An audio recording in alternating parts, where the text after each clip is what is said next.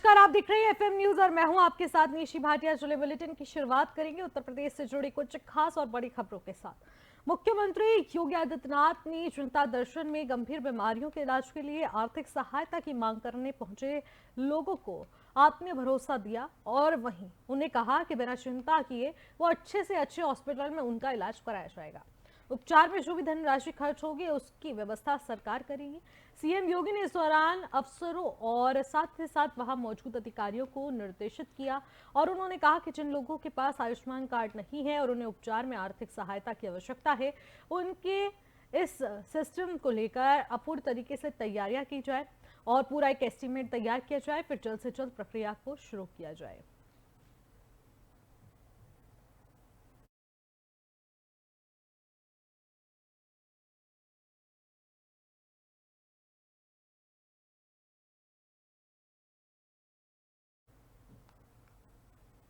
और इसी के साथ खबरों में आगे बढ़ेंगे, जहां पर अखिलेश यादव यूपी उपचुनाव को लेकर काफी ज्यादा एक्टिव मोड पर नजर आ रहे हैं। अब इसी दौरान क्या होता है कि यूपी उपचुनाव में आजम खां परिवार की एंट्री हो जाती है और इसी पर सपा प्रमुख अखिलेश यादव रामपुर में आजम खां के परिवार से मुलाकात करने वाले हैं।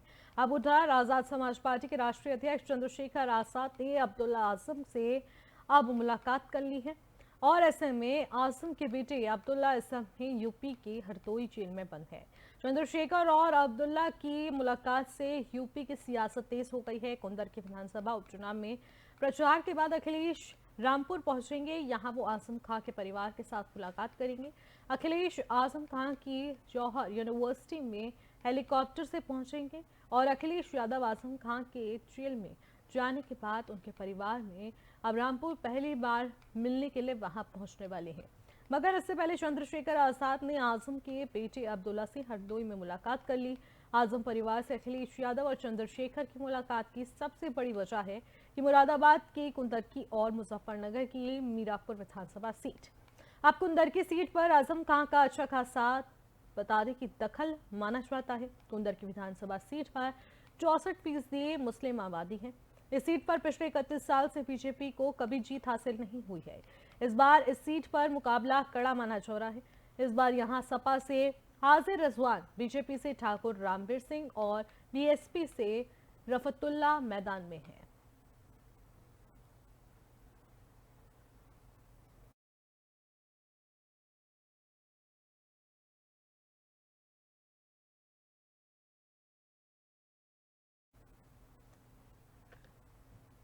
और इसी के साथ खबरों में आगे बढ़ती है। नोएडा फरीदाबाद गाजियाबाद एक्सप्रेसवे के लिए यमुना पर बनने वाले पुल की परियोजना का प्रारूप तैयार हो गया है। करीब 250 करोड़ रुपए की लागत के आकलन के साथ डीपीआर बनी है।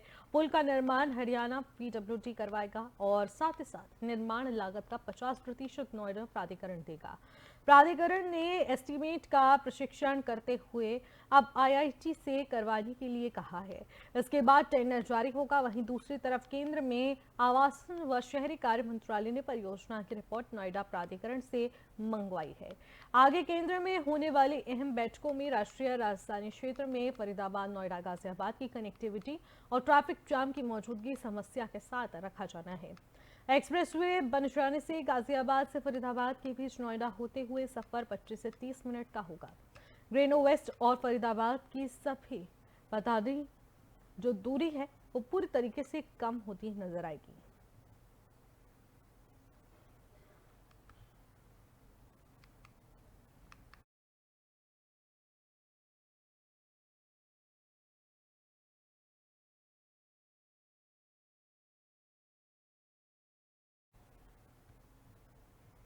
और इसी के साथ अगली खबर का रुख करेंगे। लखीमपुर खीरी में अब पलवा थाना क्षेत्र के गांव सेमरी में नकाबपोश हथियार लेस बदमाशों ने 3 घरों को निशाना बनाया, जहां पर गृह स्वामी के जग जाने पर अब बदमाश तमंचा दिखाकर भाग गए। वहीं बता दें कि रमिया बेहट ब्लॉक प्रमुख के चचेरे भाई जगदम्बा वर्मा के एक घर पर बदमाशों ने पूरे मकान को बंधक बनाकर लूट का प्रयास किया। वही बदमाशों ने दूसरे घर में तमंचे के बल पर कुछ सामान लूटकर बदमाश भाग गए। मामले को लेकर पूरे गांव में दहशत का माहौल है। वहीं आरोप है कि घटना की जानकारी देने को लेकर अध्यक्ष पड़ुआ को फोन किया गया तो उन्होंने फोन रिसीव ही नहीं किया, जिसके बाद मामले की जानकारी एसपी खिरी को दी गई।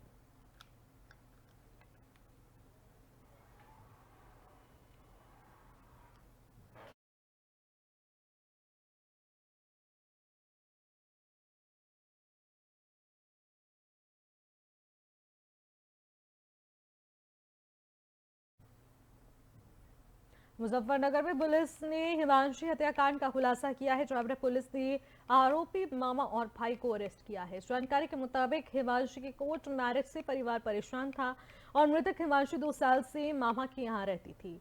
वहीं 1.5 करोड़ रुपए को लेकर विवाद चल रहा था। वहीं हिमांशी के हत्याकांड में मामा का लड़का फरार है। हिमांशी का शव 2 दिन पहले ही शिफ्ट, बता दें कि ये गाड़ी में मिला था। अब खतौली कोतवाली पुलिस ने हत्या का खुलासा किया है। परसों दिनांक 8 नवंबर 2024 को थाना क्षेत्र खतौली के गांव रसूलपुर पेलोरा से पुलिस को पब्लिक के व्यक्ति के माध्यम से सूचना प्राप्त हुई कि गांव में भारतवीर जो व्यक्ति है, इनके घर में इनकी भांजी रहती थी। इन परिवारीजनों के द्वारा जो हिमांशी है, इसकी हत्या कर दी गई है और फिर इसके बाद में इसके शव को जो है वो ठिकाने लगाने के लिए ये लोग गाड़ी में डाल के इसको ले गए हैं। पुलिस इस सूचना पर तत्काल मौके पर पहुँची और मेरे द्वारा और बाकी अधिकारियों के द्वारा इसका निरीक्षण घटनास्थल किया गया। मौके पे जो कार मिली वो भारतवीर के घर से लगभग 200 मीटर दूर मिली थी। इसके बाद में फील्ड यूनिट को बुला के वहाँ से सारे एविडेंस कलेक्ट किए गए और जो इनके परिवारीजन हैं उनसे डिटेल में पूछताछ की गई। जो भारतवीर जो बाकी 2 अक्यूज़ हैं इनके लड़के, ये मौके से फरार थे। जो बाकी गांव में जानकारी की गई उसके मुताबिक ये निकल के आया कि इस जो मृतका है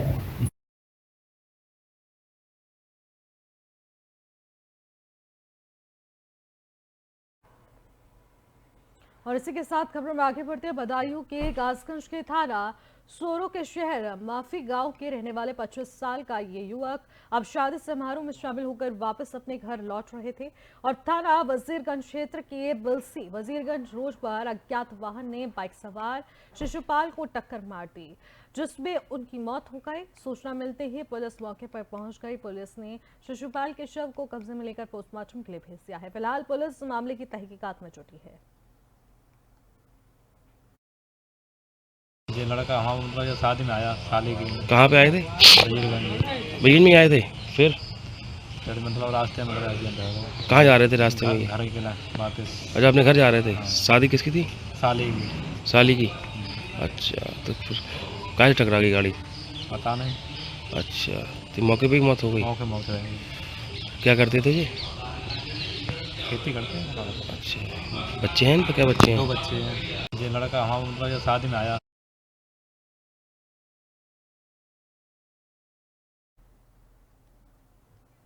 अगली खबर गाजियाबाद से है, जहां पर पुलिस ने 4 ऐसे आरोपी को गिरफ्तार किया है जो पुलिस इंस्पेक्टर बनकर लोगों के साथ ठगी किया करते थे। दरअसल गाजियाबाद के विजयनगर इलाके में आरोपियों ने एक इलेक्ट्रॉनिक की दुकान से तो बता दें कि स्लिप ऐसी इस तरीके से गिरफ्तारी हुई है। 4 लोग गिरफ्तार हुए। इलेक्ट्रिक इक्विपमेंट भी बरामद किया गया। देखिए, ये 4 अभियुक्तगण गिरफ्तार किए हैं थाना नंदग्राम पुलिस टीम के द्वारा। इसमें 2 अभियुक्त जो है शातिर अभियुक्त जसवीर उर्फ मोनू, जैसा कि आपको थोड़ी देर पहले भी बताया हमने, एक मनीष है, दोनों दिल्ली निवासी हैं। उनके द्वारा फोन कॉल के माध्यम से जो शोरूम है उनसे संचालक से बात की जाती थी और उनके द्वारा अपना कोई भी गलत परिचय देकर के उनसे कैश ऑन डिलीवरी में सामान इलेक्ट्रॉनिक्स मंगाया जाता था और उसके बाद जो भी पता उनके द्वारा फर्जी बताया जाता था, वहाँ पे वो सामान की डिलीवरी ले लिया करते थे दूसरे किसी व्यक्ति को भेज करके, और उसको जब पेमेंट के लिए बुलाते थे वहाँ पेमेंट नहीं मिलता था, क्योंकि जो एड्रेस उनके द्वारा और जो नाम लिया जाता था वो वास्तव में फर्जी होता था। उनके द्वारा वो सामान मंगाया गया नहीं होता। जैसा कि फिलहाल इन खबरों में बस इतना ही। आप देखते रहिए FM न्यूज़। नमस्कार।